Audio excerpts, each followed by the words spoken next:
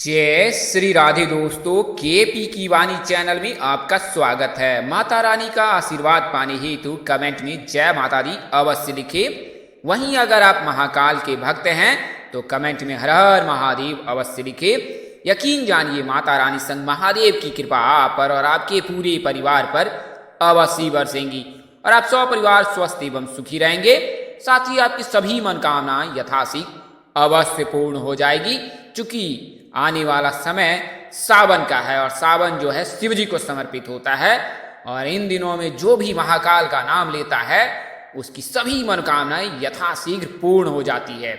जैसा कि आपको पता है कि सावन में 16 सोमवारी व्रत टेके जाते हैं और लगातार 4 महीनों तक यानी चतुर्मास तक जो है शिव जी की पूजा आराधना की जाती है और उनकी कृपा से फिर देव उठान एकादशी के पश्चात विवाह के योग बनते हैं। तो अगर आप विवाह के इच्छुक हैं, अविवाहित हैं, तो यकीन जानिए आप शिव जी की आराधना सावन से लेकर कार्तिक के महीने तक अवश्य करें, आपको अवश्य सफलता मिलेगी। वही मनचाहा जीवन साथी की प्राप्ति हेतु हर सोमवार और शुक्रवार को शिव जी को दुग्धाभिषेक करे, श्वेत वस्त्र धारण करे और शिव जी को सफेद पुष्प आदि चीजों से पूजा करे तो इससे शिव जी प्रसन्न होते हैं और शिव जी के प्रसन्न होने पर आपके सभी बिगड़े काम बन जाते हैं। वहीं अगर आप प्रेम प्रसंग में हैं तो भी आपके योग अवश्य बनेंगे। ओम क्लीं कृष्णाय नमः मंत्र का जाप आप रोजाना करें और शिव माँ पार्वती की आराधना करें तो आपको प्रेम विवाह में भी सफलता मिलेगी। दोस्तों, आज की वीडियो में आपको उन 5 नामों की जानकारी देने जा रहा हूं जिनके अंतिम 10 दिनों में विवाह के योग बन रहे हैं। तो जैसा कि आपको पता है कि 8 जुलाई तक जो है विवाह मुहूर्त है, इसके पश्चात विवाह मुहूर्त नहीं है, यानी कि शुभ विवाह जो है वो 8 जुलाई के पश्चात नहीं होगी। इसके बाद जो है 24 नवंबर के बाद ही विवाह के योग बनेंगे। तो 8 जुलाई यानी कि 28 से लेकर 8 जुलाई के मध्य 10 दिनों में जिन 5 नामों के सगाई के योग बन रहे हैं उसकी जानकारी इस वीडियो में मिलेगी। और यह जो योग है वो चंद्र राशि परिवर्तन के आधार पर मिल रहे हैं कि अगर कुंडली में चंद्र मजबूत हो और चंद्र जो है वो किसी पापी ग्रह से दृष्टि ना पड़ी हो पापी ग्रह की, तो फिर आपके योग ही योग हैं। उससे पहले मैं आपको केपी की वाणी की सेवाओं के बारे में बता देता हूं। तो केपी की वाणी एक ऐसा चैनल है जिस पर केवल और केवल विवाह संबंध की जानकारी दी जाती है और यह जो जानकारी है पूरी तरह से सत्य रहती है और सत्य चूंकि ग्रह राशि परिवर्तन के आधार पर ही आपको यह जानकारी दी जाती है। व्यक्ति विशेष के लिए कुंडली दिखाना अनिवार्य है। तो अगर आपकी शादी में अड़चने आ रही है और शादी तय होने के बाद टूट जा रही है, किसी न किसी से वजह से व्यवधान आ रहा है, तो आप केपी की वाणी से अपनी शादी की कुंडली बनवा सकते हैं, दिखवा सकते हैं। इसमें आपको आपकी शादी कब होगी, कहाँ होगी, कैसे होगी, किससे होगी, किस दिशा में होगी, कितनी दूरी पर होगी, किस नाम से होगी, किस राशि से करनी चाहिए, जीवन साथी का रंग रूप स्वरूप स्वभाव और उनका करियर कैसा होगा, आपका करियर कैसा होगा, ससुराल में घर द्वार कैसे होंगे, सास ससुर का स्वभाव कैसा होगा, ससुराल के लोग कैसे होंगे, ये तमाम तरह की जानकारी अब आप कुंडली बनाकर अथवा दिखाकर प्राप्त कर सकते हैं। इसके अलावा आप कुंडली मिलान भी करवा सकते हैं। जैसा कि आपको पता है कि नारी दोष भकुर दोष नहीं लगना चाहिए। अगर नारी दोष भकुर दोष लगता है तो उसमें दोष निवारण करने के पश्चात ही विवाह करना चाहिए। अगर दोष निवारण नहीं होता है तो नारी दोष में तो बिल्कुल ही शादी नहीं करनी चाहिए। तो यह सभी जानकारी जो है अब आप केपी की वाणी से प्राप्त कर सकते हैं। इसके लिए मामूली शुल्क यानी मेहनताना लिया जाता है। तो आप केपी की वाणी से संपर्क करने के लिए फोन करें या मैसेज करें तो इन नंबर पर आप कर सकते हैं 8521835670 इस नंबर पर आप मुझे फोन कॉल कर सकते हैं, मैसेज कर सकते हैं, व्हाट्सएप कर सकते हैं। आइए अब वीडियो में आगे बढ़ते हैं। तो जैसा कि मैंने आपको बताया कि 5 नामों के विवाह के योग चंद्र राशि परिवर्तन के, यानी कि चंद्रमा जो है 2.25 दिनों के लिए राशि परिवर्तन करता है और कुल मिलाकर 10 दिनों में चंद्रमा 5 नामों में राशि परिवर्तन करने जा रहे हैं। इस वजह से 5 नामों के विवाह के योग बन रहे हैं और ये पूर्व से भी इनके योग बन रहे थे।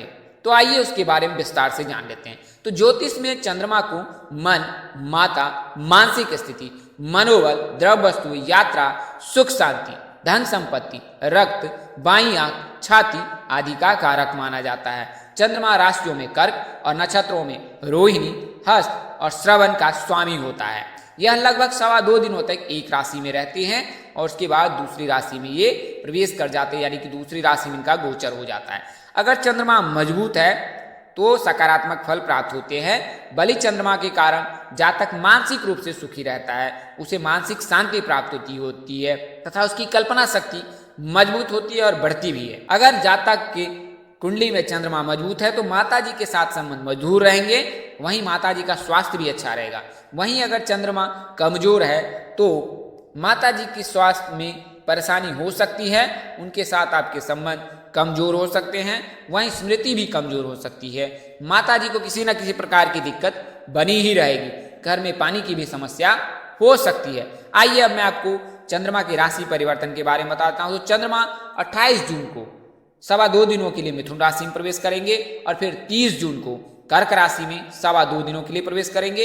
इसके बाद 3 जुलाई को जो है प्रातःकाल 6:30 बजे सिंह राशि में प्रवेश करेंगे और 2.25 दिनों तक सिंह राशि में रहेंगे। उसके पश्चात कन्या राशि में प्रवेश करेंगे और कन्या राशि में 5 जुलाई को प्रवेश करेंगे। इसके बाद 2.25 दिनों तक कन्या राशि में रहने के बाद जुलाई 8 को जो है तुला राशि में प्रवेश कर जाएंगे। इसके पश्चात कोई भी विवाह मुहूर्त नहीं है। तो इन 10 दिनों में जो जातक के विवाह के योग बन रहे हैं उसकी जानकारी मैं आपको दे देता हूं। उससे पहले मैं आपको बता देता हूं कि कुंडली में कब विवाह के योग बनते हैं। तो कुंडली में 8 ग्रह को देखा जाता है, 4 शुभ ग्रह माने जाते हैं और 4 अशुभ ग्रह माने जाते हैं। राहु केतु एक ही ग्रह है, लेकिन इनकी गिनती अलग अलग की जाती है। वहीं बुध, गुरु, शुक्र, रवि, चंद्र को शुभ ग्रह माना गया है। कई ज्योतिष सूर्य को पापी ग्रह मानते हैं, किंतु सूर्य जो है सकारात्मक शक्ति प्रदान करने वाला है, इसलिए सूर्य ऊर्जा के कारक माने जाते हैं और सूर्य को शुभ ग्रह ही माना जाना चाहिए। अगर सूर्य के समीप कोई भी ग्रह आता है तो उसकी जो है शक्ति समाप्त हो जाती है। हालांकि शनि के साथ अगर युति बन जाए तो सूर्य पीड़ादायक बन जाता है, यानी शनि भारी पड़ जाता है सूर्य पे। तो सूर्य अगर शनि के साथ ना हो तो इसके बाद कोई भी ग्रह अगर सूर्य के समीप हो तो उसका प्रभाव क्षीण हो जाता है। तो सूर्य, चंद्रमा, गुरु, बुध, शुक्र इनको शुभ ग्रह माना गया है। बुध के रहने पर 20वें वर्ष से, गुरु के रहने पर 24वें वर्ष से, शुक्र के रहने पर 26वें वर्ष से, चंद्रमा के रहने पर 25वें वर्ष से और रवि यानी सूर्य के रहने पर 27वें वर्ष से विवाह के योग बनते हैं। वहीं बात करें अशुभ ग्रह की तो मंगल को अशुभ ग्रह माना गया है। अगर जातक मांगलिक है, प्रभावी है तो 28 से लेकर 37 वर्ष के मध्य योग बनते हैं। अगर मंगल आंशिक है तो 27 वर्ष तक योग बनते हैं। अगर राहु है तो 27 वर्ष के बाद योग बनते हैं विवाह के। वहीं शनि और केतु के रहने पर 30 वर्ष से योग बनते हैं। अगर जातक की कुंडली में काल सर्प दोष है, पितृ दोष है या फिर बुध शुक्र की युति है, गुरु शुक्र की युति है, मंगल शुक्र की युति है तो विवाह में देर हो सकती है। काल सर्प दोष, पितृ दोष और मांगलिक दोष का निवारण अनिवार्य होता है। हालांकि आंशिक काल सर्प दोष का निवारण आप घर पे भी कर सकते हैं। तो यह तो जानकारी आपको मैंने विवाह संबंध की जानकारी कुंडली के हिसाब से दी। आइए मैं आपको नाम की जानकारी देता हूं। तो पहला नाम अक्षर एच से शुरू होता है। एच नाम के जातकों की राशि कर्क होती है और इनके योग बन रहे 10 दिनों में, अब से लेकर 8 जुलाई तक। और जो विवाह प्रस्ताव है या सगाई LGM नाम के जातक से होने के प्रबल योग बन रहे हैं। अगला नाम अक्षर के से शुरू होता है, यानी के मिथुन राशि के जातक। के अक्षर से शुरू होने वाले लड़के और लड़की की राशि मिथुन होती है। जन्मदिन से इनके विवाह के योग 24वें वर्ष से बनते हैं। विवाह प्रस्ताव PSV इनमें से किसी एक जातक के साथ आप परिणय सूत्र में बन सकते हैं। अगला नाम अक्षर M से शुरू होता है। तो M अक्षर से शुरू होने वाले लड़के और लड़की की राशि सिंह होती है। जन्मदिन से इनके विवाह के योग 26वें वर्ष से बनते हैं। चूंकि चंद्रमा का गोचर सिंह राशि में हो रहा है तो सिंह राशि के जातकों के योग बन रहे हैं। वहीं बात करें सिंह राशि के जातकों के तो लव मैरिज के भी प्रबल योग रहते हैं सिंह राशि के जातकों के। तो अगर आप प्रेम प्रसंग में हैं तो अपने माता पिता से बात कर सकते हैं और उन्हें अपने विवाह संबंध की जानकारी दे सकते हैं। विवाह जो है MKS नाम के जातक में से किसी एक जातक के साथ होने के योग बन रहे हैं। बात करें अगले नाम अक्षर की तो अगला नाम अक्षर P से शुरू होता है, यानी कन्या राशि। तो कन्या राशि के जातकों के विवाह के योग 27 वर्ष से लेकर 32 वर्ष के मध्य प्रबल रहते हैं। अगर आप कन्या राशि के जातक हैं, 27 वर्ष से अधिक आयु हो चुकी है तो आपकी विवाह के प्रबल योग है। विवाह जो है ASD नाम में से किसी एक जातक के साथ होने के प्रबल योग हैं। अगर कुंडली में किसी प्रकार का कोई दोष नहीं है तो फिर 100% योग है कि आप पढ़ने सूत्र में बंधेंगे। अगला और अंतिम नाम अक्षर आर से शुरू होता है। तो आर नाम के जातकों की राशि तुला होती है। तुला राशि जातक बड़े भाग्यशाली होते विवाह संबंध को लेकर, क्योंकि तुला राशि के जातकों की विवाह के योग जो है महज 20वें वर्ष से बनने लगे। विवाह जो है GMT नाम के जातक में से किसी एक जातक के साथ पढ़ने सूत्र में बंधने के प्रबल योग है।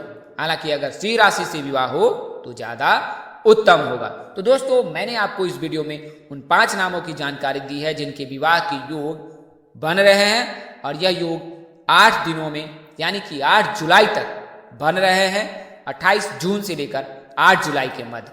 इस तरह की अन्य वीडियो देखने के लिए हमारे चैनल के डैशबोर्ड अथवा प्लेलिस्ट पर जाए और अपनी राशि अनुसार वीडियो अवश्य देखें। तो दोस्तों, आपको यह जानकारी कैसी लगी, लाइक कमेंट शेयर कर हमें अवश्य बताएं। अगर आप मेरे चैनल पर पहली बार विजिट कर रहे हैं, चैनल के कार्यक्रम पसंद आए तो चैनल को सब्सक्राइब बिल्कुल ही करें, साथ ही बेल आइकन को प्रेस करना ना भूलें। माता रानी कृपा से आपके चेहरे पर हमेशा मुस्कान बनी रहे, आप सब परिवार स्वस्थ एवं सुखी रहे। आप सभी के प्यार और स्नेह के लिए आप सबको हृदय से धन्यवाद करता हूँ। आप लोग इसी तरह हमारे साथ जुड़े रहे। इन्हीं शुभकामनाओं के साथ आपसे विदा लेता हूँ कि जल्द एक नए वीडियो और एक नई जानकारी लेकर आपके समक्ष हाजिर रहूंगा। तब तक के लिए इस नाचीज दोस्त को इजाजत दें। नमस्कार, जय श्री राम दोस्तों, जय श्री कृष्णा, जय वाहिगुरु।